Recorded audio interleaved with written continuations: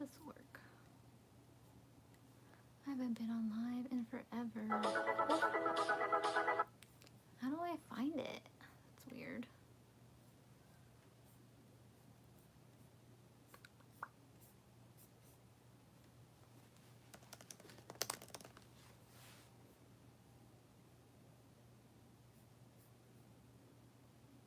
What? That's weird.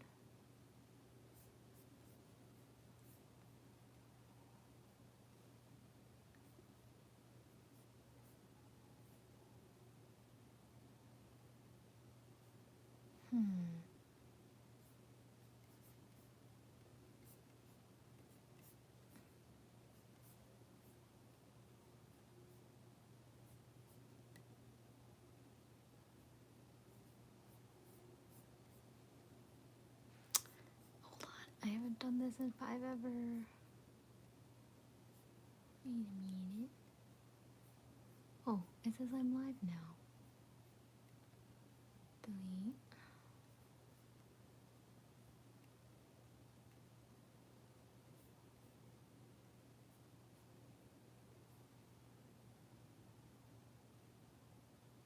Oh. This is how it works. Okay, that was weird. Now it's public.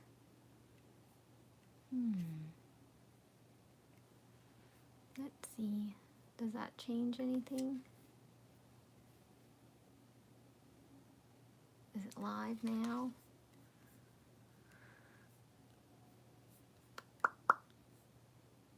Okay, it's public. And how does this work? Oh, there we go.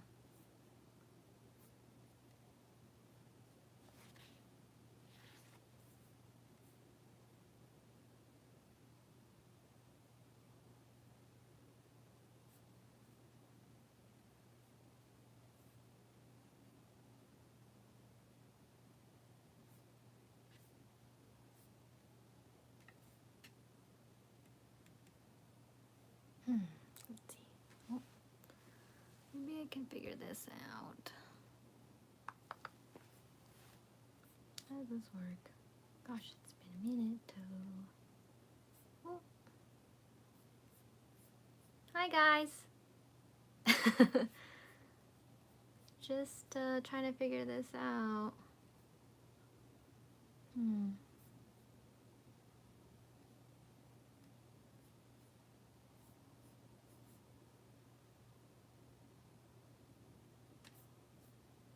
Can you hear me?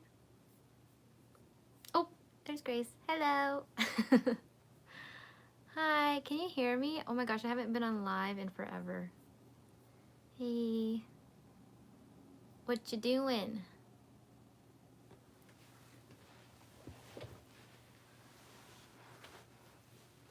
Thanks for stopping by.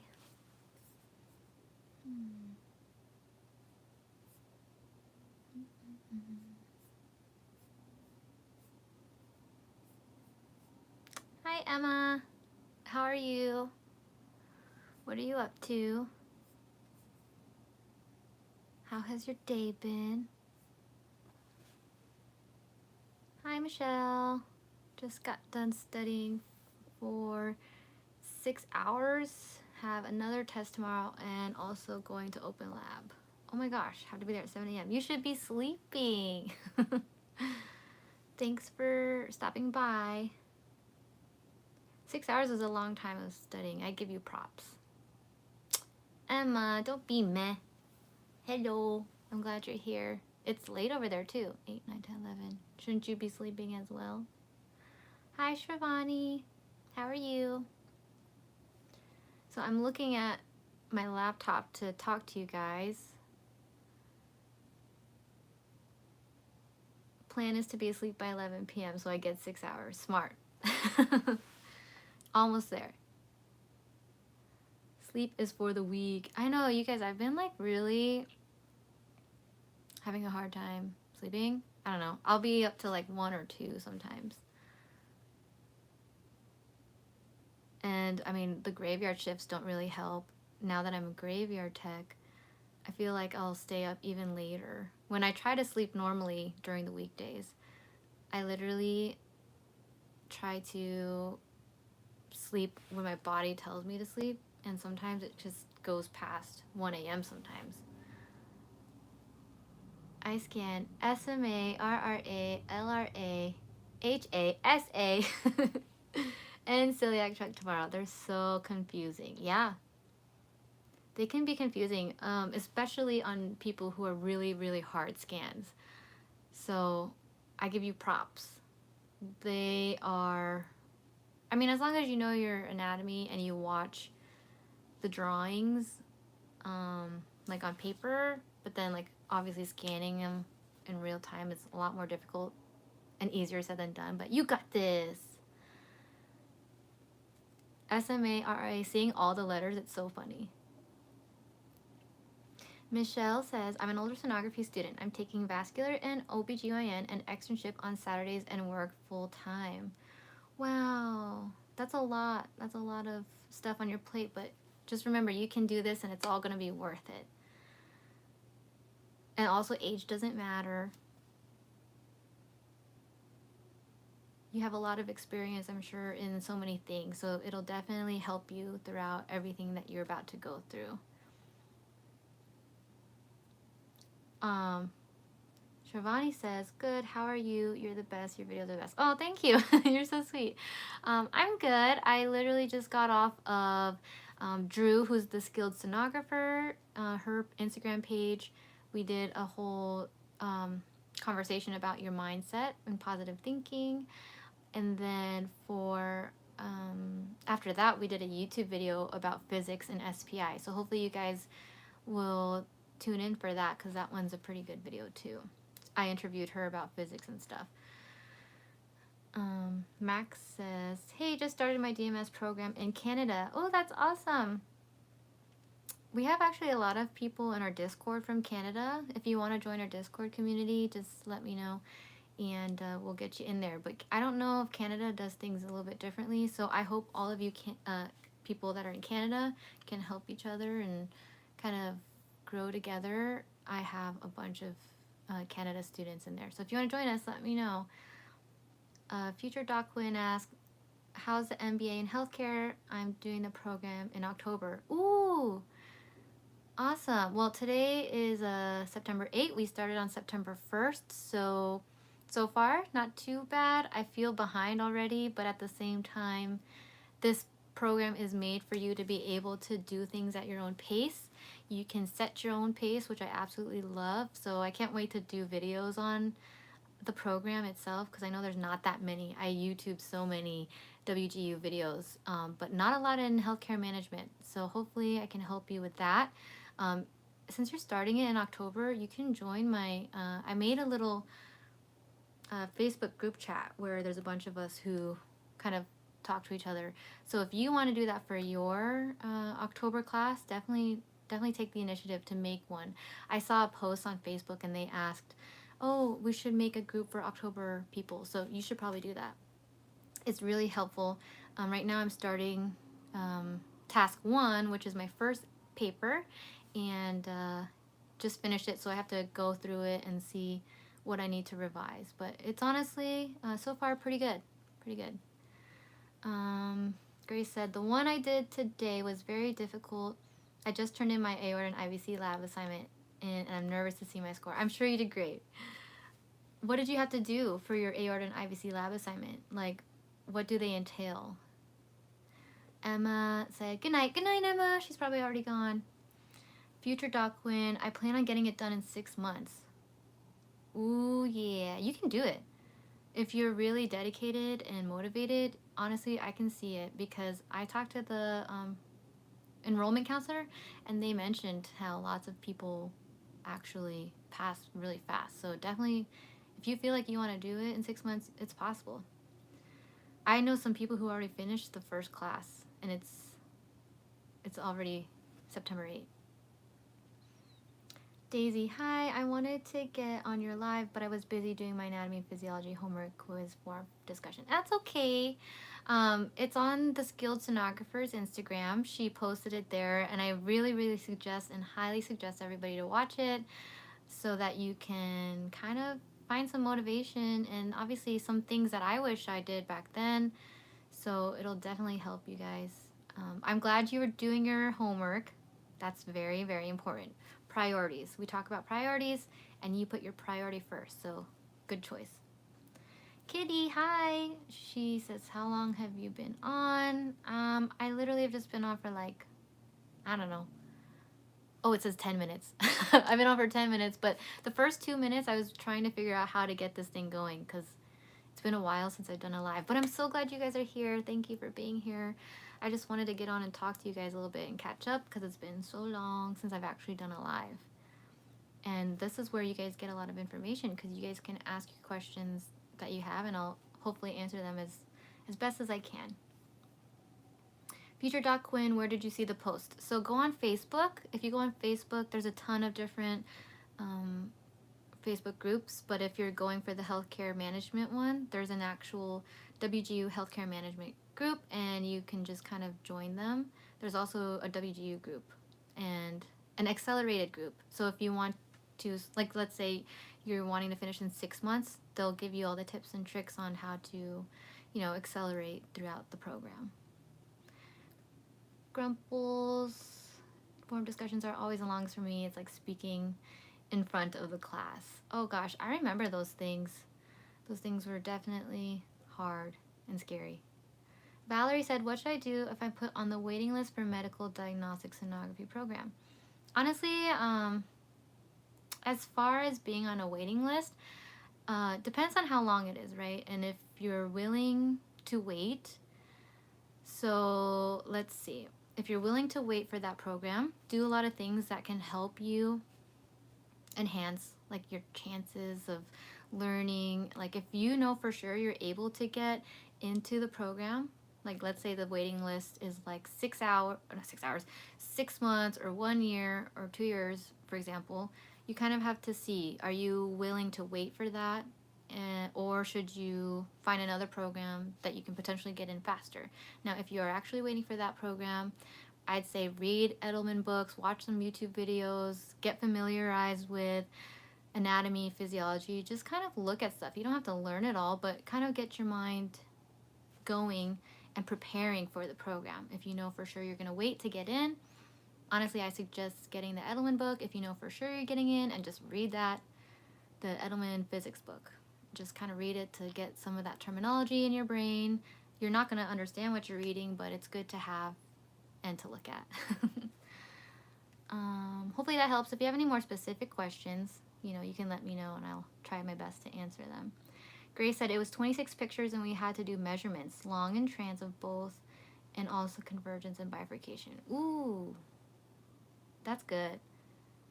And hopefully now you know how to do it really well, the aorta and IVC. Honestly, that's like probably the quickest part I can do in an abdomen exam. So the more and more you scan them, the faster it'll be for you. I'm sure you did great on it.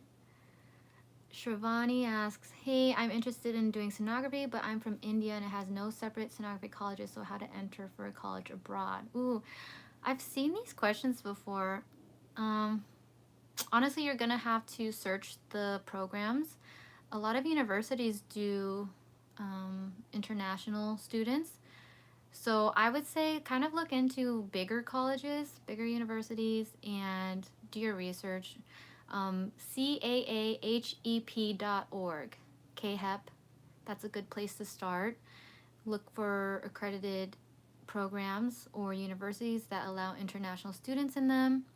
A lot of places, for example, like Las Vegas, if you want to go to UNLV, they will allow international students to come in. I don't know what the requirements are, but definitely do research, try to find some bigger schools, but make sure they have an ultrasound program within them, and then talk to the counselors or advisors and see what you can do from there. Lots of emailing, talking back and forth, that's kind of like what you got to do. Hi, Crystal. She says, how frequently do you have to renew RDMS certification and what is the process like? So for certification, renewing them once a year. So every year you're going to have to pay a fee and just renew it. You get a little ARDMS card, and that's just basically you being active. And then as far as RDMS like registries, you don't have to retake them. Once you pass a registry, then you have that registry forever. You just have to renew your certification to make it active every year. One payment every year. The process is honestly really easy. You just pay the fee on ardms.org. You have an account on there, and then you just pay every year, and you're pretty much active. So when I first became an ultrasound tech, so 2017, I had taken my SPI, and then I took abdomen in 2017, and then 2018 came, took vascular, paid for the renewal in 2018. 2019 came around, I didn't take a test for anything, but I still paid to renew. 2020 didn't take anything, but I paid to renew. And then this year I took pediatric sonography, and right now I think renewal process is open, so I can pay for it if I need to be active for 2022. Yeah, so it's really easy, honestly, to renew your certification, and you don't have to retake board exams once you pass them, so that's always good news. Oh, hi Jasmarie, how are you? Thanks so much for posting about my stuff, and you did an amazing job on my my banner. That's why I never change it, because it's so good, so thank you. Michelle says, I plan to take the SPI in October. I'm terrified. Oh my gosh, don't be terrified.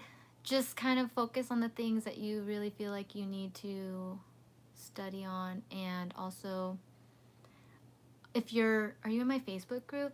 If you're in my Facebook group, we have 2 Kahoot sessions that we actually did with Rachel. She is really good with physics, and in my Discord community, a lot of times everybody helps each other on physics and how to prepare for the SPI. Even in the Facebook group, they ask their questions, but there are 2 Kahoots that Rachel has made for you to be able to go through and test your knowledge once you have finished studying, because she made it so it's kind of like you're reviewing and making sure you know what you're learning and talking about when it comes to physics. So definitely just, try to be confident. I know physics is so hard, but I did just get off a video with Drew, who's the Skilled Sonographer on Instagram, and she has a mini Doppler course on her Instagram. So she's at TheSkilledSonographer.com, and you can actually purchase her Doppler mini course, and it'll help you with Doppler, because Doppler is a big portion of the physics exam. So if that's something that you need help with, you can maybe use hers, or also Jasmilo Notes. I don't know if you've seen her. She has some really good notes. I mean, honestly, I bought the SPI notes. Like, I already passed SPI, but I bought the SPI notes, and I wish I had them when I took SPI. So if I had to suggest, definitely get Jasmilo Notes if you have, the opportunity to. But, just do your best to study hard and get through it. All you gotta do is pass. And then Daisy says, it also takes me quite a bit too. As I'm almost done with my discussion, I end up rewriting it. I know, I always doubt myself a lot. Sydney says, is it worth getting a certificate in sonography after already having a bachelor's degree in biology? That's a good question. So you're saying, should you go to sonography school after already having a bachelor's in biology? Well, I mean, it'll be worth it if you want to be a sonographer, honestly, if that's the field that you want to go into. Because, so do you have a bachelor's degree in biology already, Sydney? Do you want to become a sonographer? Is that kind of what you're asking? Jenny said, having a hard time choosing between cardiac and general sonography. I'm an MA in cardiology clinic, but I love being able to work with other parts of the body. Oh, ooh, okay. So, Jenny, have you seen how they do the echo exam since you're in the cardiology clinic? if you've seen it and you see what they do, they actually do a lot. I mean, they basically see the function of the heart, and they take a little bit, I think over more than what, like 30 minutes, and they're kind of focusing on the heart. But honestly, it's kind of interesting. If you know for sure you want to do cardiac, you know, I'd say go the general route first, just because you'll get a lot of experience in general. If you already know you want to do, like you're saying, you love being able to work with other parts of the body, it'll be, I think personally, it'll be easier for you to go from general and vascular together into cardiac. I mean, you're already around cardiac a lot and you have the opportunity to learn. So let's say, do you know the cardiology ultrasound tech? If you know them, then they can help you kind of get experience in cardiac. So if you already go through general and vascular, knowing that's what you want to do as well, I think getting all the experience in general and vascular will help you with echo. But I know that's a hard decision for everyone to make. It's like, would you rather scan hearts all day, or would you rather do the rest of the body? Because like I do the rest of the body, I don't do the heart. So it's up to you. But there are people who are well-rounded and do all of it. Full body techs is what they're called. So if that's something that you're willing to do and be, I think you should do it. Because there's not a lot of full body techs. So definitely do it if you could. You're welcome, Crystal. Daisy says, I'm finishing my prereqs, but is it bad if I have trouble seeing things in ultrasound images? How do I get better? Well, you're just finishing your prereqs, so, you know, it's not bad if you have trouble like understanding things. Honestly, that's the one thing we all kind of worry about and are nervous for when we first start. And honestly, they will teach you. They will teach you how to learn, and they will show you, okay, this is the kidney. Now, this is what the kidney looks like. Okay, this is what the spleen looks like. This is the aorta, IVC. So obviously, you're not going to really understand what you're looking at, but they will give you the necessary tools and things for you to understand how. Now, when you are in the program and after learning everything, and let's say you're scanning, if you're still having a hard time understanding the images, it's all really repetition. Repetition, repetition. If you understand what normal looks like, then you'll be able to understand what the abnormal thing is going on. So to answer your question, how to get better, you honestly just have to keep practicing, keep looking at images, and doing your best to kind of look at a picture, like a regular drawing or picture of the anatomy, and then looking at the ultrasound picture. And that can really help you distinguish what you're looking at. Katie asks, what's the Facebook group? It's SonoGes subs. So if you go to any of my videos in the description box, you can click on the link and it'll send you to the Facebook group. If you guys join that Facebook group, I post a lot of ultrasound stuff. We have a lot of other ultrasound students in there and sonographers. You can ask any questions in there and we'll be sure to help you figure out anything that you need on the daily. And then it's Jasmillo, Jasmillo notes. And she has a bunch of ultrasound notes on there that I find very helpful. Shivani asks, if I take my sonography degree abroad, will I be able to work in my country? I'm so confused, but I really want to be a sonographer. Aw, well, thanks for watching my videos. Yeah, definitely it just depends on what the requirements are in your country. Honestly, what I know is that most countries have their doctors doing their ultrasound. So there's not really that many actual sonographers. So kind of do your research in your country. For example, I know people who got their degrees here and they actually worked abroad in like London, Australia, you know, obviously Canada, Mexico. So yeah, I think if you get your degree out here, obviously, it'll help you find a job out there. So I think you'll be able to. You're just gonna have to do your research and see if you can. Sydney, yes, I have a degree already and I'm interested in becoming a sonographer. Oh yeah, so definitely if you, good night Grace, if you want to become a sonographer, you already have a bachelor's degree, yes, you should. And honestly, too, I think what's most important is that you already have a bachelor degree. So just find a program that your prereqs will already kind of like count for. And if you do, you know, it makes it a little bit easier. So let's say they take your credits from your bachelor's degree, then you only have to take a certain amount of classes, and then you can maybe get into your program faster. It's honestly more important for you to get the ARDMS behind your name to become a sonographer. It's better to be registered and work as a registered sonographer. So yeah, I think if you want to become a sonographer, definitely it's worth getting the certification. But you do have to go to a program. So, and let's see.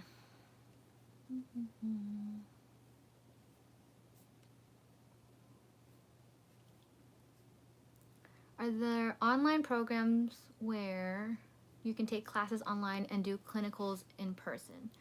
Are you talking about ultrasound? Because if so, I think there are. Somebody mentioned it in my Discord. I'm pretty sure it's like, I don't know if it's Jacksonville College. But there is one where you can do classes online, and then you have to do obviously clinicals in person. So if you join the Discord, you can ask in there.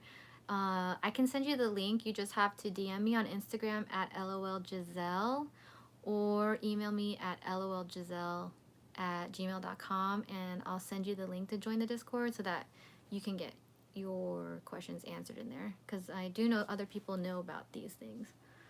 I just can't know for sure. Hi, Santa Monica. How are you? Oh yeah, Grace said she just started ultrasound school, started scanning. Practice, practice, practice. Knowing your anatomy is very important, but practicing is a great way. Yep, that's absolutely correct. And Jenny, yeah, full body tech is interesting. Like, I do want to kind of go back maybe to learn echo, but at the same time, I'm kind of like happy with where I'm at right now, so we'll see. And I'm doing, you know, my master's program, so echo is kind of like in the back of my mind. Kaylin says, do you have advice for getting more scan time during clinical? I hate bugging my busy clinical instructors every exam, but definitely lagging behind my classmates in numbers. That's a good one. Honestly, it just depends on the clinical site that you're at. Sometimes they don't obviously have enough time per se to let you scan. For example, let's say they're super busy and then you want to scan, but it'll take you a little bit, so they don't want you to scan because like they have to scan and get their list done. So it's kind of hard and honestly, obviously nerve-wracking for you, but they should be able to understand that you need the scanning time. So I mean, kind of don't be afraid to you know, bugging them. Like, I know you don't want to bug them, but honestly, show them that you really, really, really, really want to scan and learn. Obviously, are you able to observe them while they're scanning? Like, you're not going to learn how to scan and get better by just observing and watching them. But at least during that time, observe every little thing that they're doing. Where are they putting the probe? How are they holding it? What are they doing? What kind of techniques? Are they having them take a deep breath in? What's the angle? Where are they going? So you can do that while they're scanning, but honestly, all you can really do is ask, and that's the hardest part because they have to let you. So my advice is just kind of like tell them like, hey, I really, really need to scan, or I want to scan, and see if they'll let you. Or even see if you can come in at a different time. Unless it's an outpatient place, then that'll be a little bit harder. But like if you're at a hospital, then maybe you can ask them to come in on the weekend or at night or something like that. But that's definitely a tough one. Just make it known that you want to scan more, because a lot of times they kind of just forget that they have a student or forget that you need to learn and scan. So yeah, hopefully you can get more scanning time. I've heard too from some people around here that they're not getting enough scanning time, and that's honestly not fair. You have to be able to practice to be better at ultrasound. You're welcome, Shivani. Future Doc Quinn, have you thought about traveling as a sonographer? Yes, I have. my supervisor was a travel sonographer, so I always ask him all the time, like, what do you think about travel sonography? And what he says is that you have to be able to have a lot of experience under your belt. So for me personally, maybe like one day I'll be able to. He says like if you've got experience for 5 years, that's a pretty good amount of years to be a travel tech. So maybe that's gonna be next year. My boyfriend is in medical school, so he's gonna be doing rotations, and wherever he's at is definitely where I want to see if I can travel too. And ultrasound's pretty great because you can work almost anywhere. So definitely, I'm gonna try to maybe travel one day. But I am building a lot of my experience here where I'm at, and hopefully one day I'll be able to travel. It's very I've heard that it's very difficult, but at the same time I like to challenge myself, so why not one day try. Daisy said thanks for answering, love your channel. Oh, thank you so much. I appreciate you guys for being here. I literally, this is so random and you guys are here, so I appreciate you guys so much. Kaylin says yes, definitely getting to watch everything and learning all I can. Yes, awesome. That's all you can really do. Learn as much as you can, ask as much as you can. You're only gonna learn, you know, with how much you put your effort into it. Because some people, like, they don't really care, and if you care about your studies and how much you want to know and figure out, you'll put in the work to reading your books and watching videos and asking questions. And you know, you'll find a place. Obviously, say this clinical spot isn't giving you enough scanning time, hopefully you can ask your school if you can switch or something like that, or eventually when you do get a job or something, hopefully they'll be able to help you build your confidence and your skills. Because I mean, I still had to learn a lot after I graduated. I mean, I was ready to graduate, but I still didn't know everything, and honestly, we're never gonna know everything, so just keep doing your best. Glow 132050, hello. You motivated me to go back to school. I hate homework, but I want a great life for my family, so I decided to pursue a career in sonography. I'm a guy, by the way. I'm doing my prereqs now. Awesome! Thanks so much. That means a lot. I'm proud of you for wanting to do that, because yeah, ultrasound is a great career to, you know, provide for your family. That was one of the reasons why I wanted to do ultrasound. I wanted to have a good future, a good career, something that pays well, and it's, you know, not so crazy. I mean, it's crazy, but it's not so crazy. Like, honestly, I don't know how nurses do it. I give nurses props because that's something that I couldn't do, and ultrasound was kind of like the way to go for me. So as long as you know that this is something you want to do, you know, put your all into it, and you can get through it. So congrats on doing your prereqs, and hopefully you're here later on letting us know when you're in the program. So if you want to, you can also join my Discord community or my Facebook group, and you can find those in the description of any of my videos. You do have to DM me for the Discord link. Future Doc Quinn, my long-term goal is PA school. Ooh, yeah, that's good. So are you planning on doing like ultrasound or just your master's and then going to PA school? Definitely, I always thought about PA school too. I was like, should I do that? You know, but I don't know.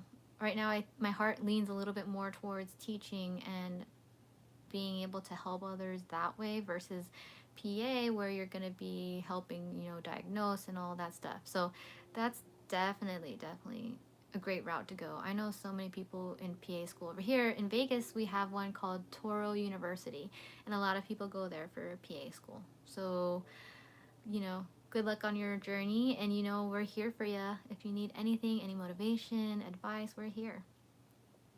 Maranatha, hello. I just started my program and I didn't pay much attention to anatomy, so I wonder if you can help me and give me some advice. Love your channel. Oh, thank you so much. I'm currently taking physics and sectional anatomy. Awesome. Well, congrats on getting into your program. And honestly, you didn't pay much attention to anatomy, physics, and sectional anatomy. Sectional anatomy was honestly one of my favorite classes. So this class is like something that'll help you be able to understand ultrasound in general, because you have to know anatomy. Like ultrasound is all anatomy. So because it's all anatomy, I say you should truly take some time to watch some YouTube videos. For me personally, I'm the type of person that likes to see things and hear it. Like I can't just read a book and understand it. So I have to watch a video on anatomy and then kind of like listen, do some notes or write it down, and then I'll explain it to someone else. So what I remember being in like anatomy, it was like anatomy 224 or something like that. And I remember in the library, like when I was able to explain like the blood flow to the heart and like how it all worked and whatnot, I was feeling so accomplished. So definitely, you know, my advice would be to just watch videos and ask questions, ask your teachers questions or your other fellow students and classmates questions, and definitely get your questions answered. We always talk about this, how like people are nervous to ask questions, but honestly, just ask away, because you'll never know unless you ask. And I feel like I'm the type of person that needs to be explained something. So, don't be scared to ask and just kind of jump right in and do your best. Anatomy is hard, but it's definitely something you have to know in order to do ultrasound, because that's all we're doing in ultrasound. Physics also is hard. That's like a whole nother thing in itself, but same thing. Find videos on physics, ask for help and whatnot, and try to understand the concepts more than just memorizing. No more memorizing here. Hi, Angela. And Andrea says, best group ever, join us. Yes, thank you so much. You guys join our Facebook group, join our Discord. We're here for you guys. I love you guys so much. You guys are so fun. We literally talk about random stuff every single day. Fitness, food, Disney. By the way, we're going to go to Disney soon. So, Disney, if anybody wants to go to Disney.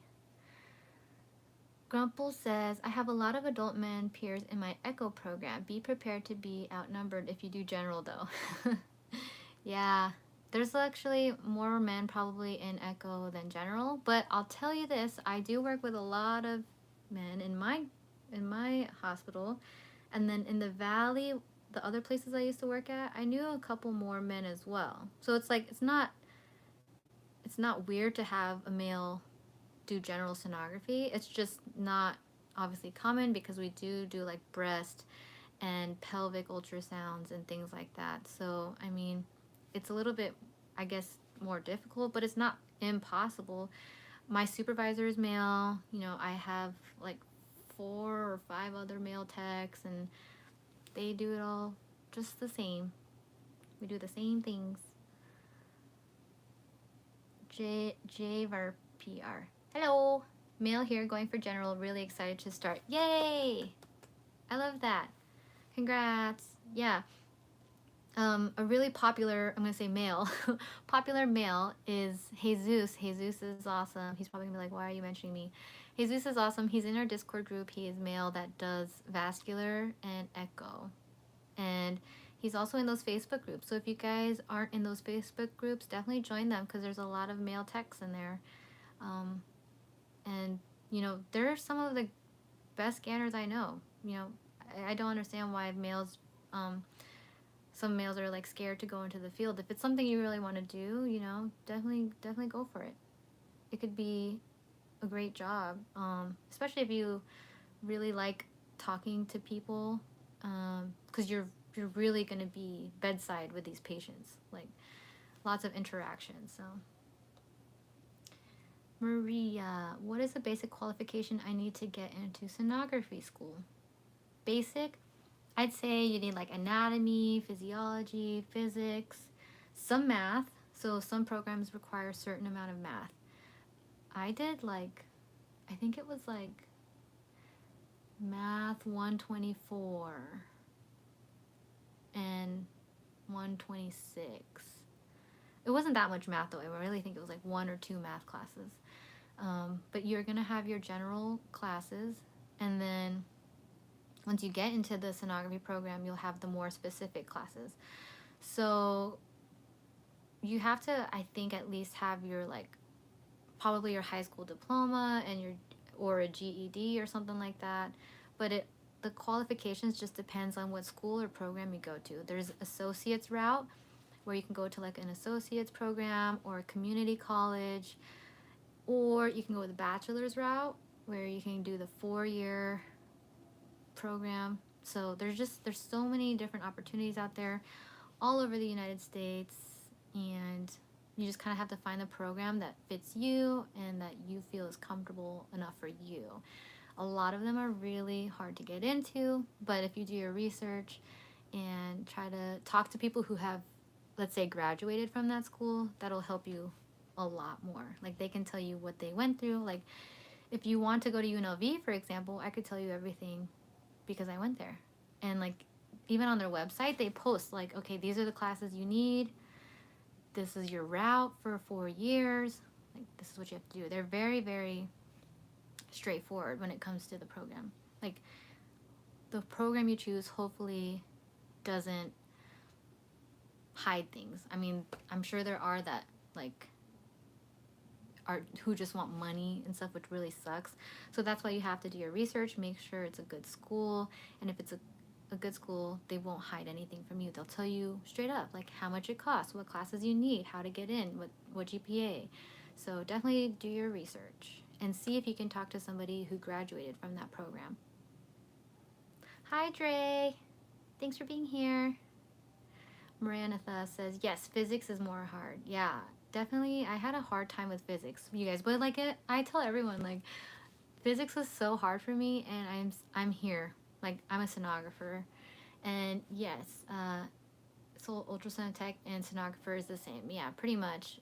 They are used interchangeably, and like physics is like one of the hardest things like to grasp and understand, but I was able to pass and get through it. So honestly, I feel like if I'm able to get through it, anyone can, because it's difficult. But there's so many more resources now that you should be able to find someone to help you and explain it, or find something that will explain it so that you can understand it. And huge community in ultrasound. It's getting bigger. So definitely find that community, find those people who can help you. And your classmates. Ask your classmates for help. Gio says, any tips on studying or any websites you use to help you along the way? Honestly, when I was in the program, there weren't anything that I can remember. But now I would say for tips for studying, look for anything Edelman or Davies. And then if you go to my Instagram, I have a highlight of all the books that I suggest. So if you go there, I have a highlight that suggests all these different kinds of books. But anything Davies and Edelman. There's Ultrasound Registry Review. That's for when you're ready to take your board exams. But your school should be able to help you with learning things. There are a lot of different resources now on Instagram. For example, TheSkilledSonographer, that's Drew. She does physics stuff. Ultrasound Techniques, she's on Instagram. She does a lot of physics stuff. She does physics stuff. She does a lot of physics stuff. And then Christy Lee on Instagram. She does a lot of like OBGYN, MFM stuff. There are so many people on Instagram now that I feel like those people will really help you along the way. And then I personally would say Sonographic Tendencies, if you go to his YouTube channel and his website. Very, very helpful. Like, you guys should really check his website out. Like, you will see everything for every kind of ultrasound on there, and it's really fun to look at. Like, really fun to look at, and you probably won't even like kind of know. It's gonna look like a bunch of like confusing stuff, but when you look at it and get your eyes adjusted to what you're looking at, it's pretty cool. So yeah, definitely check out all the sonography resources you can find on Instagram and YouTube, because there's a whole lot more now. So it's honestly like, I don't have any like specific websites, but if you Google them and you find them, there's just so much on there. even now when I have to answer someone's question, you know, I can look on Google and it's like there's a lot of information on there. So definitely look at those. And you know, tips on studying, just study as much as you can. Don't burn yourself out. You know, certain times for you to study, because you don't want to sit there for hours just trying to study one thing and then your mind's just going to forget and be burnt out. And honestly, I had to, like, for when I was studying for pediatrics, I had to maybe do like 1 hour a day or 2 hours a day, and that was it, because that was just too much. But when you're in school, you do have to study a little bit more. So definitely, there's a lot of stuff out there to help you. We're here for you. I know you can do it. Sharon says, what's the name of your profession? I'm new in here. Hello, I do sonography. So I'm an ultrasound technologist or ultrasound tech. There are people who say ultrasound technician. They all mean the same thing. But technician, most sonographers don't like to be called ultrasound technicians. So yeah, and you'll understand why once you become a sonographer. But for the most part, we are sonographers, ultrasound technologists, ultrasound techs. We all do the same thing. We are the ones who we use a machine to take diagnostic images of your body or anything anatomy-wise from the head to the toe. So we do musculoskeletal, breast, abdomen, vascular, OBGYN, echo, which is the heart, so cardiovascular. There's just like so many names in the medical field that it all sounds confusing, but a lot of it is the same thing, just said in a different way. But that's what we do. That's what we do here. So thanks for stopping by. Maria says, so if I'm done with my graduation, should I get a degree or directly enter sonography school? Are you mean like, are you a senior in high school? So if I'm done with my graduation, should I get a degree or directly enter sonography school? Are you a senior in high school, and then are you in the United States? Because, let's see, because that would like help me answer your question. Grumple says, I love sonographic tendencies. He's really funny and straightforward. Oh my gosh, yes, he's the best. I honestly remember when I first saw his videos, I was like, oh my gosh, he's so funny. Like, and I don't know how to be funny in my videos, and I'm just like, I wish I could be funny, but at the same time, I'm like, we'll leave it to him, because he's so funny, and I absolutely love his videos. They're so informative and also funny, like super funny. Gio says, thanks, I'll take a look at your IG as well. Awesome, thank you. Yeah, that'll definitely help you, for sure.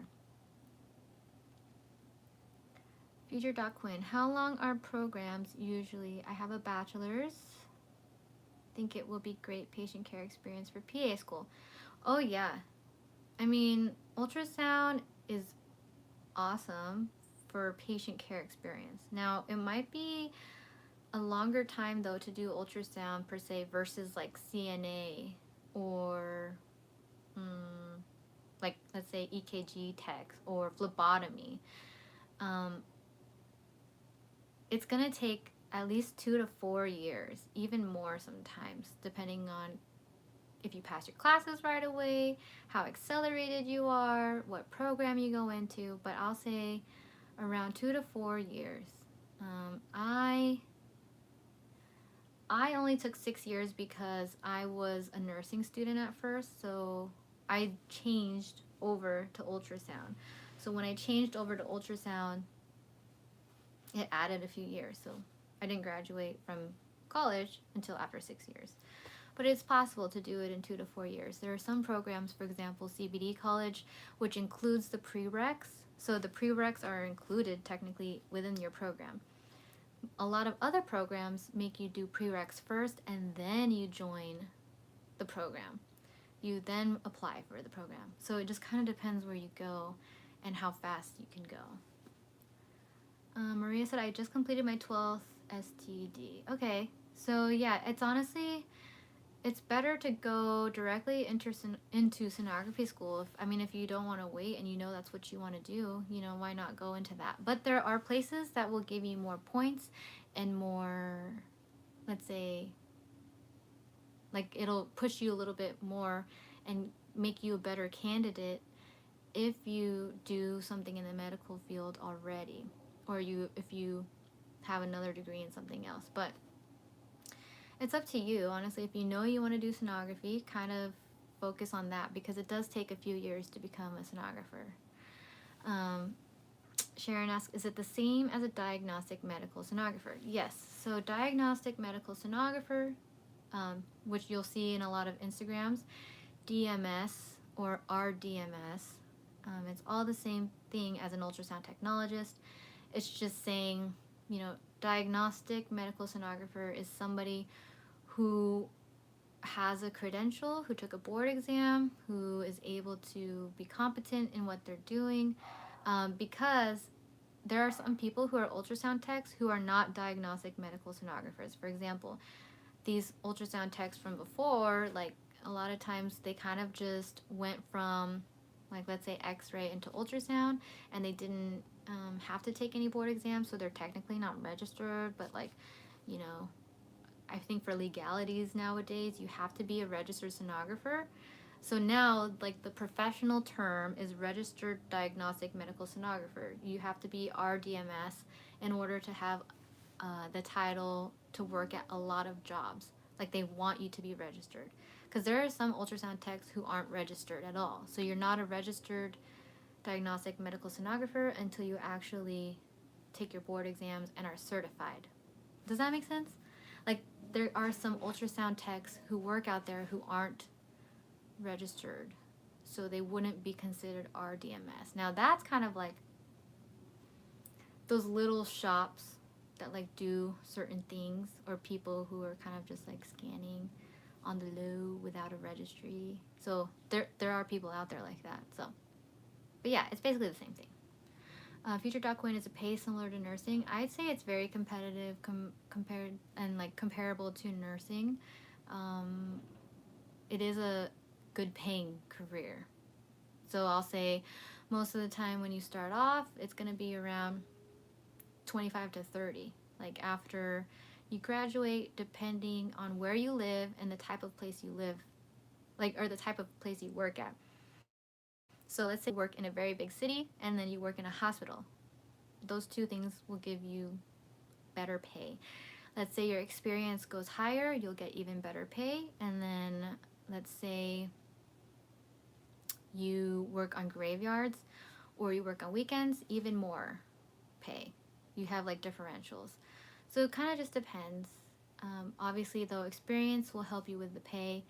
And if you have an associate's or a bachelor's, it doesn't matter. You'll most likely have the same pay. It just kind of usually it just depends on your experience. A lot of times they start you off at the same amount. So, but it's really, really good pay in a lot of cities. Daisy said, my program is 2 years long with prereqs included for those who have not done them. Yeah, that's awesome. 2 years. I love that you can do it in 2 years. Carolina, would you say there is much difference between associates and a bachelor? Honestly, I feel like associates, like, they're very, I think they're honestly more, it feels like it would be more accelerated because you're learning so much in 2 years versus a bachelor that is 4 years. But I don't think there's a big difference as far as like when you graduate, am I a better tech than someone, because I'm a bachelor's, right? So let's say somebody graduated an associate's program, there's no say in which I'm a better scanner than that person, because it just depends on your experience, how much scan time you get in there, and we're all basically doing the same exact thing. It's just I went to school a little bit longer or took classes like at a university bachelor level. But honestly, I feel like they're going to end up teaching you the same in bachelors and associates, because we all sonographers know how to do the same protocols and do the same exams. We know the same abnormalities and whatnot. So definitely The only difference is like kind of on your resume. Like, what would you rather have on your resume? Would you rather have an associate's, or would you rather have a bachelor's? And then for the bachelor's, like if you want to go into your master's degree, if you want to do supervisor duties or go into a director position, like if you want to move up, bachelor's would probably be the best route to go. If you don't really care to move up, associates is great. And the cost honestly doesn't matter too, because I've seen some associates programs that are way more expensive than my university bachelor's program. So up to you. It's just kind of like a choice type of thing, whatever you decide. But I personally wanted to do bachelor's because I was already at that school. We do have an associate's program out here in Vegas, but I was already at UNLV, so I switched over. And I was just like, okay, since I was already there. But if I had known about associates, maybe I would have done that. You know, I don't know. But I don't think anyone looks down at someone for having an associate's versus a bachelor's as far as going into sonography and being an ultrasound tech. They want to know your experience level, basically. Gio says, that's what I'm doing. I gotta do my prereqs to get enough points to join the program. I also have to take phlebotomy class in November to get 10 points toward entering the program. I'm in SoCal. Yeah, I've actually heard of some programs that make you do CNA first. I'm like, huh? But you know, that only is there to make you better probably, and I don't know, it's more competitive. So maybe they make you guys do that, and they like to have people who have experience. They want you to have that bedside care, because sometimes when you just go straight into it, you kind of, it's like a shock to your system. Like I remember going to the hospital, and like obviously I was a volunteer in a nursing facility, but it's way different than like actually going in and being directly next to that patient and scanning them and seeing them. So if you guys have the opportunity to shadow, I highly recommend shadowing, because then you'll actually see what we actually do. We do so much more than people actually think we do. So shadow if you can, or watch my YouTube videos. Peyton says, I'm currently in ultrasound program. I just started this fall. What are your biggest study tips? Yay, congrats, Peyton. Congrats on getting in. Oh, I love fall time. It's the best time. Hi, Candace. Biggest study tips I'd say is, like, honestly, when you study, focus on it. Don't have any distractions. I like to listen while I study, so like I'll listen to lectures that were like recorded or whatnot. If you don't have that, obviously go over your PowerPoints over and over again. More so repetition for me. If I have to understand something, I'll repeat it in my mind like 1,000 times. I'll read it over and over again until I really like understand it. And if I don't understand it, I'll ask questions. I'll ask my classmates. In my program, there was actually only a few of us. Like there was maybe 7, 8, 9, 10, 11. There was 11 of us, and then 4 of them was in the semester that graduated before me. So there was technically 7 of us in my cohort. So there were 7 of us, and we kind of just helped each other out if we had questions. And you know, just do your best to have good time management. You know, find your learning techniques that will help you the best. But like for me, watching videos and listening to people and talking to people about it, that's what helped me most and made me feel more confident. Yes, Candace says repetition, definitely. And like obviously ask for tips from like a lot of people who have been through the program. If you're in our Facebook group or our Discord community, you know, ask away. We love to answer your guys' questions. So that is something you can find in my description boxes of my videos on how to join them. So definitely look for those, and you can have us on your side every day. Sharon said, you wear the white coat? Because I have seen sonographer wearing one. I mean, I don't wear a white coat. My school didn't give white coats. To me personally, when I think of white coats, I think of doctor. So I've seen other programs though who give white coats. I mean, if that's what they do, that's what they do. But we don't do that over here in Vegas. We just graduate. Most of the time, white coats though for us are like doctors. So I don't wear a white coat, and none of my coworkers or anywhere I've ever worked. So Carla said, "Hi, for shadowing, is that something you'd reach out to your local hospital and ask, or is it something that can be facilitated by your DMS program? Just curious as to how you get the first step to ask." Yeah, good question. For shadowing, honestly, I'd say reach out as much as you can. First, start off with your DMS program if they can help you. See if they can help direct you to which hospital that's connected with their program. If they can't help you, then you have to go in there yourself, talk to the ultrasound departments. So call the hospitals, call the community places, the outpatient places, and see if you can speak with the ultrasound lead or manager or supervisor and see if they offer shadowing for students. For example, for me, we kind of let the students that go to UNLV shadow at our hospital. So if they want to shadow, they just kind of like let us know and we kind of get them in there. So it depends on you and how badly and how hard you want to try to get a place to shadow. But I know with the pandemic, it's really hard, but we did open up our shadowing again. So maybe other places have opened up for you too. So both ways, you can reach out, you can ask your program to help you. Even on Facebook, you can ask. I've seen people ask on Facebook and ask, and they've got responses. So there's a lot of ultrasound Facebook groups. Oh, hi Aldous. I'm good. Thank you for being here. I know it's been a long time. I've been so busy with a lot of things. So thank you for being here. How are you?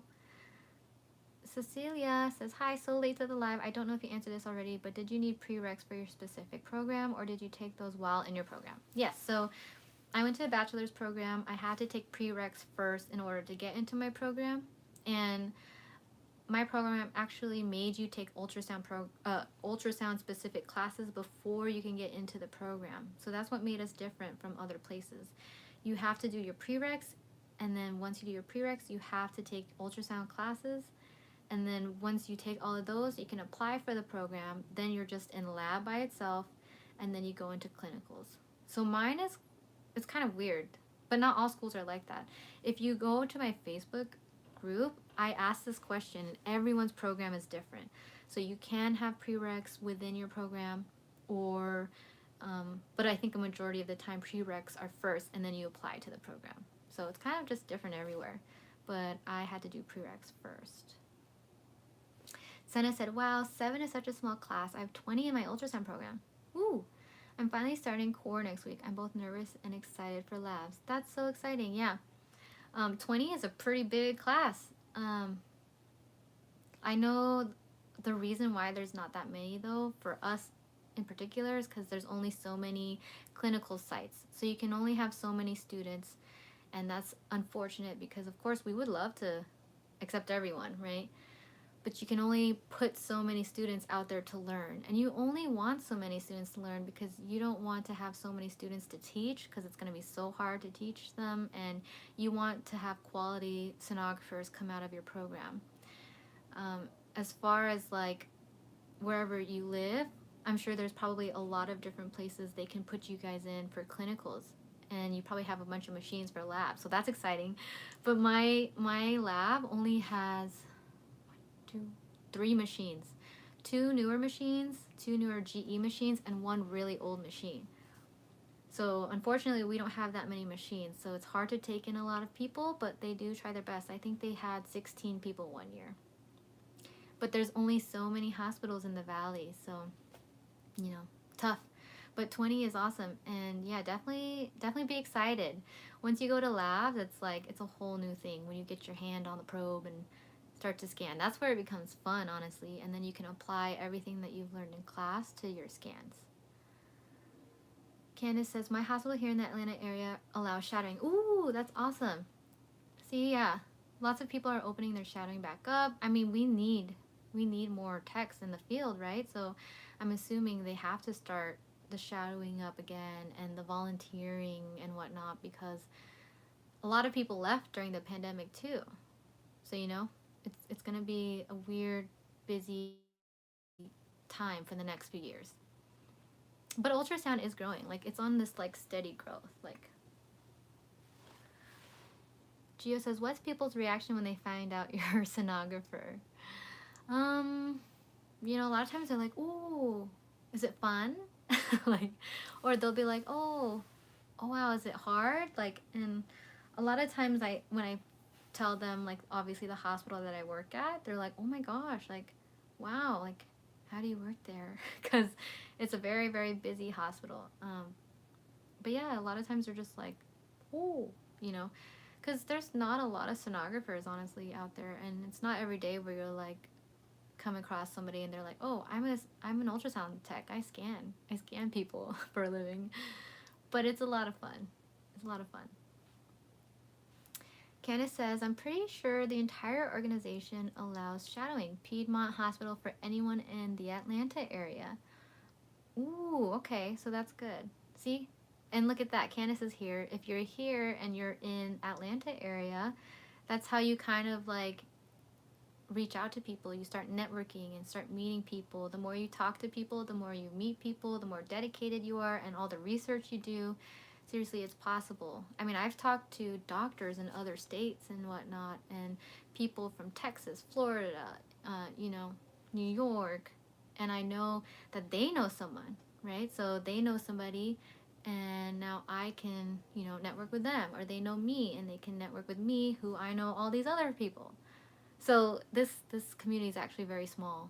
With how big it is, it's actually very small. So definitely reach out.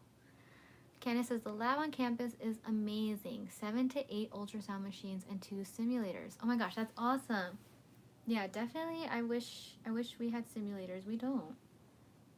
But I think that's something they're working on, is getting some simulators. So like for me, unfortunately, in lab, I didn't learn T-badges or testicular or breast. We definitely didn't do those scans on each other. We learned those exams out in the field. But it would be really cool to have simulators. I appreciate you guys for being here. Thank you so much for popping in and hanging out. And sorry for the beginning where I had no idea what I was doing, because I haven't been on a live in forever. But if you guys have any other questions, I'll be in here for a little bit longer, and then I have to finish my essay for my class. I just wanted to come in here because like I spent the whole last like from 5:30 to 7:30 I think talking, and I just wanted to talk to you guys and catch up. And I always get like motivated to do things. I'm like, oh, I gotta talk to everybody. Zena says, I'm nervous to start labs next week because so far my class and I have been learning all online. Oh, and a lot of the information hasn't stuck with me well with me. Yeah, it's definitely hard to like do school online. I give you guys like so much props. Like everyone who's been going through school the last year and a half. It's honestly so hard to do this thing. I mean, I'm doing my master's program literally on a computer. Like I don't even know how I'm gonna get through it. But I created a community on Facebook. Like I asked everyone, I found them, and we're now in a group chat. And so now I have people there for me, and I'm there for them. So you know, we check in with each other and make sure we're doing our thing. So, you know, definitely the nervousness will go away once you start talking to people, meeting them in person. And when you scan more, it's gonna stick with you. Like I promise, the more you practice, the more you see it, it'll definitely get easier. Obviously, this profession is hard in itself, but truly, like, do your best and remember there's so many people out there who are rooting for you. Like, I don't want people to feel like they're alone. That's what this community is for. We're all here in it together. And like social media and the internet nowadays, it's really awesome because you can talk to so many people around the world and just know that you have us here for you. So don't be nervous. Oh, Candace, thank you. You're awesome. If you guys don't know Candace, you should check her out. She's on Instagram. Candace, you should share your Instagram on here.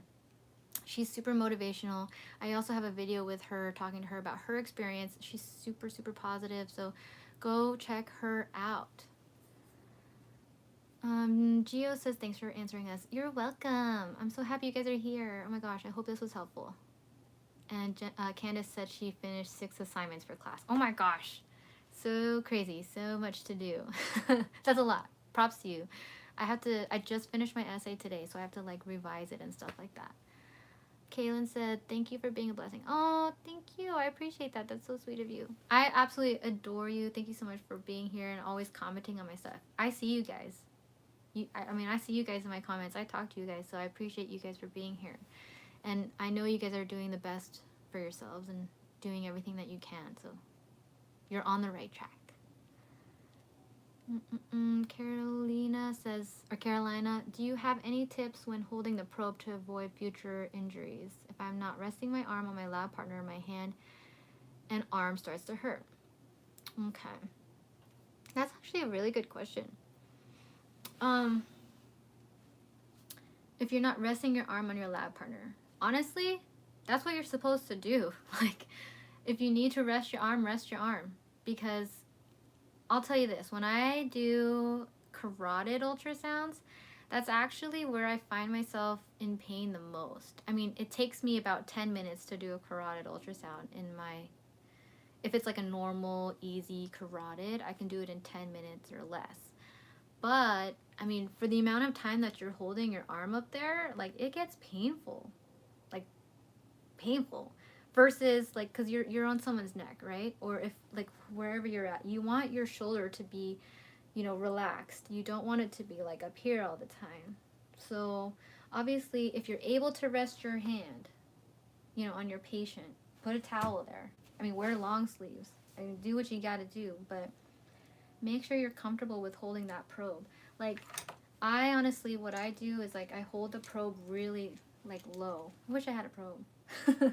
Like, I would hold it lower. So if you want, I can maybe do a video on that, like how to hold it, but I'm sure there's other videos out there. But really, just make sure your body is comfortable.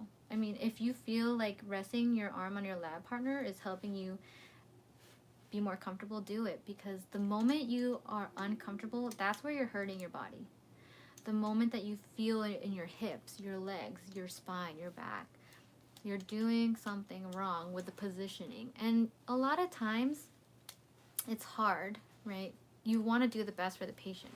So I find myself in random positions, like, but also do your best. So if you need to go to the other side, go to the other side of the bed and scan their kidney, There's going to be patients, for example, when I do a transcranial Doppler, and you're on, right here, and they can't move. Like, you can't move their bed, or they're ventilated and you can't move their head.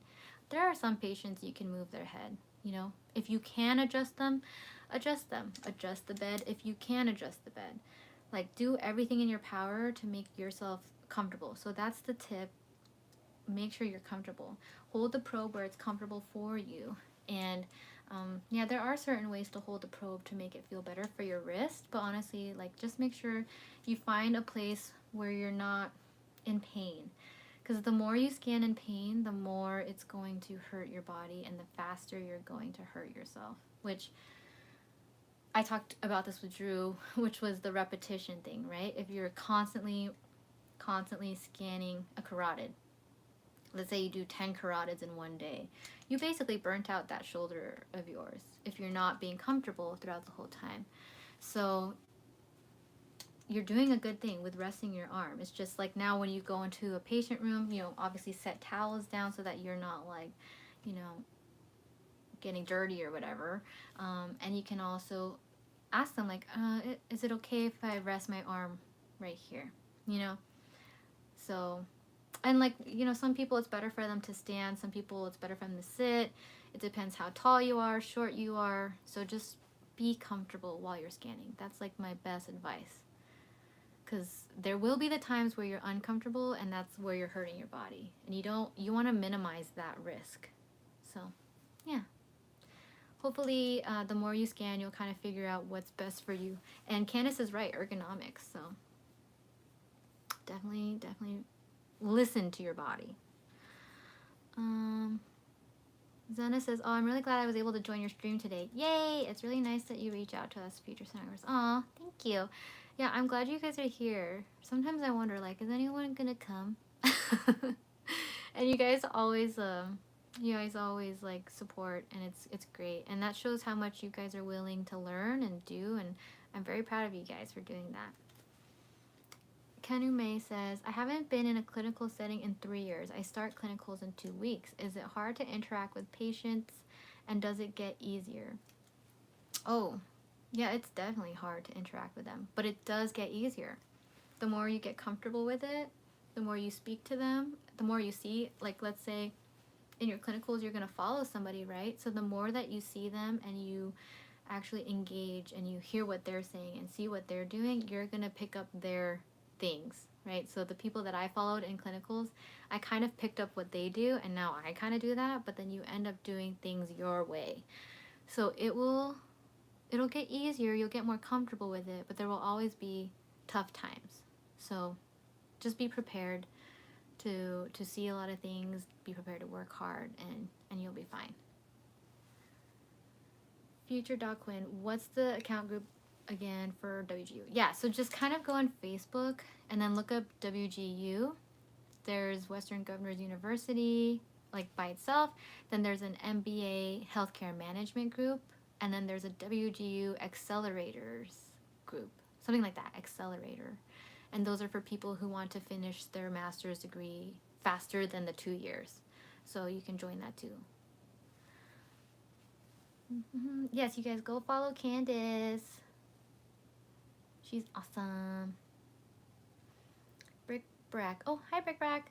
I'm actually very nervous for school this semester. Oh yeah, we're all like always so nervous. I mean, for everything and anything. I'm a nervous wreck for a lot of stuff. So you're not alone, but you got this. Have you prepared and stuff, or have you done anything? Like, or are you kind of just like enjoying your time off? Candace said, yes, do a video. Okay, I'll try to do a video. Hopefully one where I'm like at work or something. Shivani says, hi, I have a lot of questions related to this field. Can I message you on Instagram? I would really appreciate that. Yes, of course. You guys can always message me on Instagram. My inbox is always open. Email too if it's like something you really need something like to keep forever. But honestly, I answer all my DMs and emails. So I'll see you over there. Thank you, Candace. Yes. Rebecca, do you think a bachelor's in sonography is worth it? Yeah. I mean, have you seen that they get letter positions, hours pay in your work field, and thoughts on KHEP accredited programs, worth it or no? It depends. It depends on what you want to do. Like for me, bachelor's was worth it and is worth it because I'm doing my master's and I want to become like hopefully like maybe a supervisor or a director or a teacher one day. So if you know what you want to do and you know there's a bigger picture out there for you way past ultrasound, bachelor's is good to go. But if honestly you just want to scan, just do your associates. But you can always go back to do your bachelor's. I mean, it's always there. It's an option. You kind of just have to see what you want to do because, I mean, positions, hours, and pay, it's all usually the same. Like, your pay is usually by experience. So if you, let's say, like, I got hired at my hospital, and then somebody else wanted to apply too, but they had an associate's, like, the only thing between me and them is that they have an associate's and I have a bachelor's, but we're going to have different pay because of our experience.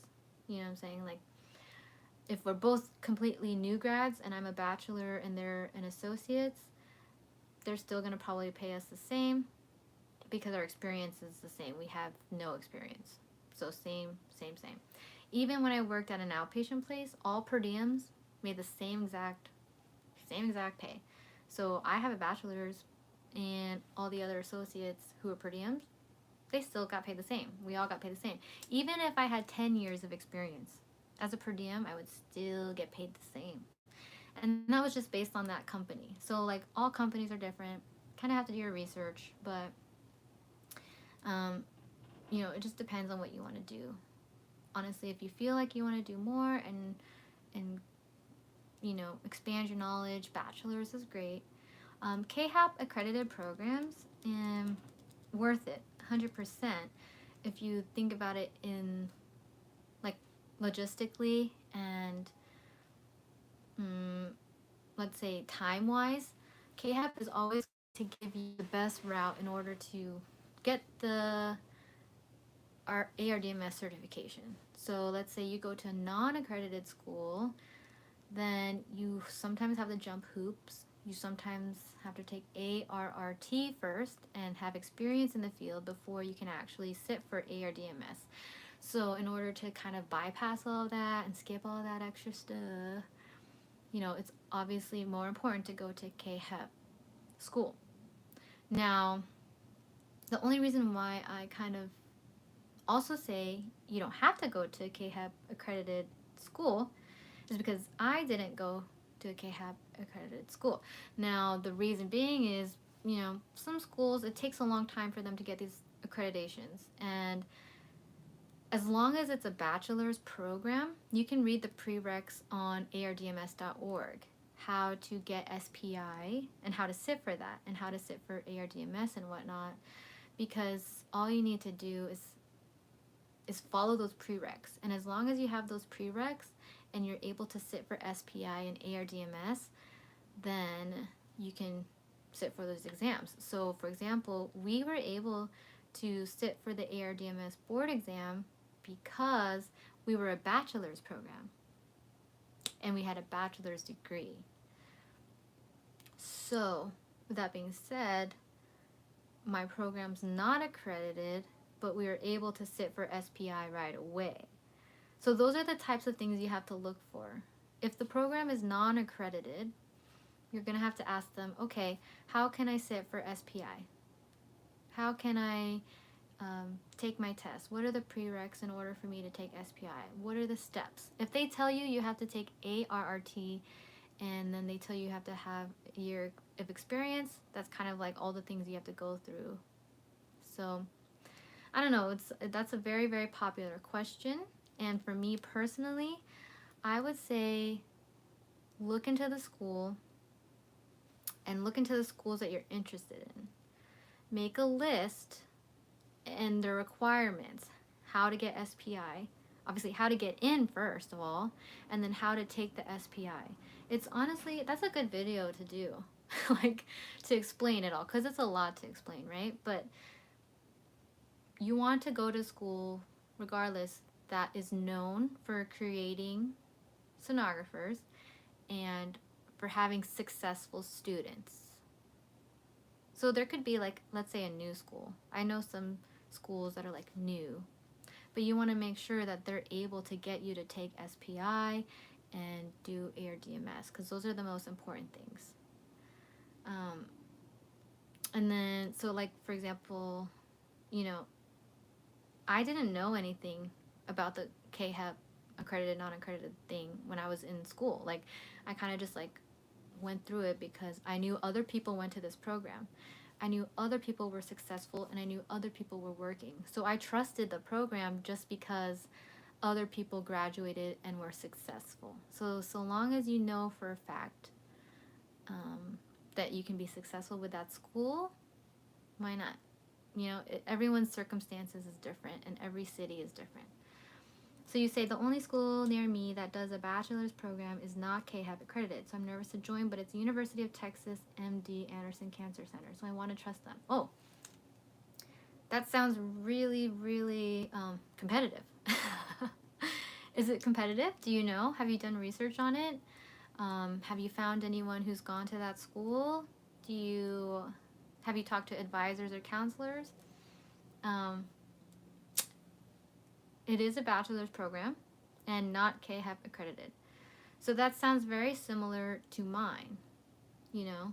So what I would do then is ask them, like, hey, can I sit for SPI? What is the process of me taking SPI? Can I take SPI after I take ultrasound physics? Because then they can tell you for sure. And then see if you can find anyone who's went to that program. I can ask around for you. If you want, Rebecca, you can comment down below or message me on Instagram or join the Discord group and we can figure out how their university is and how their program is. Also, Ultrasound Techniques on Instagram, if you go to her page, she has, I believe, group chats for certain schools. So if you message her, you can ask her if she has a group chat for University of Texas, MD Anderson, and C. I don't know how popular that school is, but I know there's so many places in Texas. And definitely maybe I can connect you with some other people too, because I know a lot of people in Texas. So, you know, we'll see what they think about that school. That's the thing. It's like you have to kind of see and do your research and look around.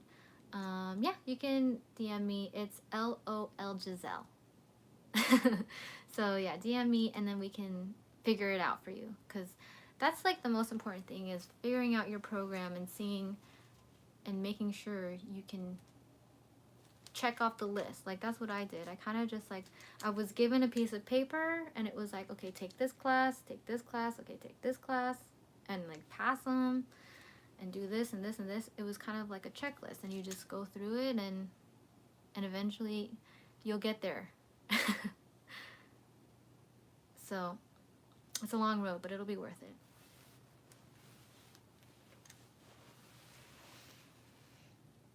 Canoe May says, as a previous nursing student, there is a saying, nurses eat their young. Ooh. Have you experienced something similar among the sonography community? From what I have seen, it's all been so positive. Yay! I love positivity. Yeah, I can see what you mean by nurses eat their young. This is hit or miss, right? Because it depends on where you're at, what clinical site you're at, and how that person was taught. Because there's a handful of people who are great at teaching others, being positive, and, you know, being there, being great teachers, and helping you learn. But then there's also that handful, I mean, like, more senior techs, you know, I'd say, that, you know, kind of give you the whole, I don't know, like, they're more, what's the word? Like, they're more hard on you, and they make it hard on purpose. Like, they want you, like, they're trying to make you fail, almost. But it's like, I don't know if it's just because of that person or how they were taught. Like, I've heard, you know, this is stories from the past. Like, it's all kind of like, we're going into a new era here. We're going into a time where, you know, we need people in this field. Like, for me, it's kind of like, why would you scare someone away from wanting to be part of your career and, like, eventually helping you? But also, it's a dog-eat-dog world out there, they say, right? I mean, so personally, it's been very positive, yes. And I got lucky to be at a place where they actually care about their students. We just hope that you go to a place that cares about their students. And I think everyone should care, or at least have one or two people that care. If they're taking in students, they should care. And I believe in ultrasound, there's much more positive than there is negative, you know? But like any job or anything, there's always bad apples, there's always negative people. So you have to do your best, have a positive mindset. There are going to be times where you maybe come across a tech that hates life. And honestly, that's just like the reality of it. Or a tech who doesn't want to teach you, or a tech who's being completely hard on you because that's how they were taught. So, you know, hit or miss. But I think nursing, like, lives are at stake as far as, like, nursing goes. So I think that's why, maybe, you know. And they're very, like, you have to be like this in nursing, and there's so much more to nursing, so maybe that's why it's like that. But I feel like in ultrasound, everyone's pretty positive and helpful. If you go, there's a Facebook group called Sonographers Do It in the Dark, and I mean, there's people who complain in there all the time. Like, people who complain about techs who are rude, and, like, you know, people who aren't helpful, clinical instructors who are mean or aren't patient. So there are those people. I just hope you don't get one of those. I hope you get someone who's patient with you and helps you, and, you know that there are people there who are genuinely trying to help. Like, I would love to have a student and teach them, but I am on a graveyard shift, so I can't really have a student. But for the most part, our techs are very nice and they want to help a lot of people, so you'll hopefully come across those kinds of people. Kanume says, so grateful for you and your channel. Thank you. I appreciate it. Thank you guys so much for being here. Don't forget to hit the like button and, like, you know, subscribe if you're new here. Thank you, Norz LD. I'm so happy you're here. I have to catch one of your lives soon. I see what you mean. Thank you so much for the input. Thank you for being one of the nice ones. Oh, thank you so much. I appreciate it. Yeah, there's a lot of nice ones out there. So, you know, don't be afraid. Once you come across a mean one, you know, just let them be. Obviously, they're going to be somebody you can't really talk to. Unfortunately. Hopefully, you can get on their good side, too, if you do. I don't know. Sometimes they're like, you have to, like, prove yourself. But I don't know why. We're all here trying to learn. Miss you too. I appreciate it. Well, if you guys don't have anything else, you know, you guys can always comment down below. Comment on any of my videos if I missed anything. Also DM me on Instagram at LOLGiselle or email me at lolgiselle.com. Hi, Herrick. I'm about to get off here. This was 60, 70, 80, an hour and a half.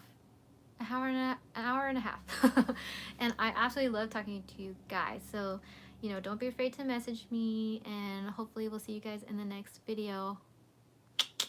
Thank you guys for being here.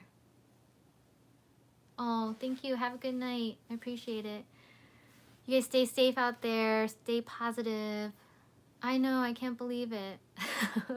We're at 6K, so yeah, stay tuned for the giveaway. If you guys have any ideas for a giveaway, comment down below and maybe we'll give that away. So if you guys have any giveaway ideas, comment below. Ooh, Rebecca says scrubs. That's a great giveaway. I mean, I don't mind giving out scrubs. Fig scrubs or something else. Janu, Scrub Joy, Grey's Anatomy. I don't know. If you guys are interested in scrubs, comment down below and maybe we can get you some. 6,000 subscribers. Maybe 6 pairs of scrubs. I don't know. Alright, you guys. Thank you so much for being here. Stay safe. Stay positive. Keep on scanning and have fun out there. Alright. Bye.